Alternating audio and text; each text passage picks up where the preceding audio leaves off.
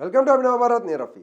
రైతుల కష్టాలను తగ్గించి ఆధునిక వ్యవసాయాన్ని అందుబాటులోకి తీసుకురావాలనే లక్ష్యంతో ఆంధ్రప్రదేశ్ ప్రభుత్వం మరో కీలక నిర్ణయం తీసుకుంది. ఇకపై రైతులు ఖరీదైన వ్యవసాయ పరికరాలు కొనాల్సిన అవసరం లేకుండా తక్కువ అద్దెకు యంత్రాలు పొందే సౌకర్యాన్ని కల్పిస్తోంది. ఈ పథకం కింద డ్వాక్రా మహిళా రైతు సంఘాలు నిర్వహించే కస్టమ్ హైరింగ్ సెంటర్లు ఏర్పాటు చేయనున్నారు. వీటి ద్వారా ట్రాక్టర్లు, నాగళ్ళు, విత్తనాలు వేసే యంత్రాలు వంటి అవసరమైన వ్యవసాయ పరికరాలు రైతులకు అద్దెకు అందుబాటులోకి ఉంటాయి. ఇప్పటికే రైతుల కోసం పలు సంక్షేమ పథకాలు, రుణాలు, రాయితీలపై పరికరాలు అందిస్తున్న ప్రభుత్వం ఇప్పుడు పెట్టుబడి ఖర్చులు మరింత తగ్గించేలా ఈ వినూత్న ఆలోచనకు శ్రీకారం చుట్టింది.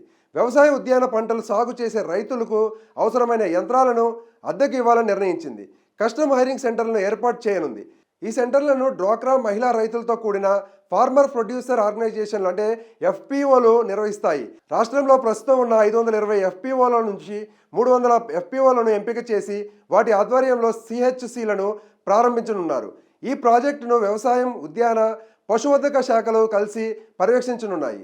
వచ్చే ఏడాది మార్చి నాటికి ఈ సెంటర్లు పూర్తి స్థాయిలో పనిచేయడం ప్రారంభిస్తాయి. ఈ సిహెచ్సిల ద్వారా రైతులు ట్రాక్టర్లు, మినీ ట్రాక్టర్లు, నాగళ్ళు, విత్తనాలు వేసే యంత్రాలు, మినీ ట్రక్కులు వంటి పరికరాలను తక్కువ అద్దెకు పొందగలుగుతారు. దీంతో రైతులు సొంతంగా ఖరీదైన యంత్రాలను కొనాల్సిన అవసరం లేకుండా పెట్టుబడి ఖర్చులు గణనీయంగా తగ్గుతాయి. మహిళా రైతు సంఘాలు ఈ సెంటర్లను నడపడం వల్ల వారికి ఉపాధి అవకాశాలు కూడా పెరుగుతాయి. ఈ సిహెచ్సిల నిర్వహణ కోసం కేంద్ర ప్రభుత్వం జాతీయ జీవనోపాధి కార్యక్రమం కింద 60 కోట్లను కేటాయించింది. రాష్ట్ర ప్రభుత్వ భాగస్వామ్యంతో కలిసి ఈ నిధులను వినియోగిస్తారు. ఒక్కో ఎఫ్పిఓకు సిహెచ్సి ఏర్పాటుకు 20 లక్షలు ఇప్పటికే అందించారు. ఈ కేంద్రాల్లో డ్రోన్లు, ట్రాక్టర్లు, మినీ ట్రాక్టర్లు, భూసార పరీక్ష పరికరాలు, మినీ రైస్ మిల్లులు, ప్రాసెసింగ్ ప్లాంట్లు వంటి ఆధునిక పరికరాలు అందుబాటులో ఉంటాయి.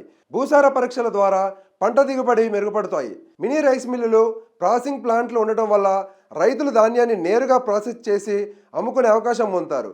డ్రోన్లు వాడకంలో పురుగు మందుల పిచికారీ సులభంగా, వేగంగా జరుగుతుంది.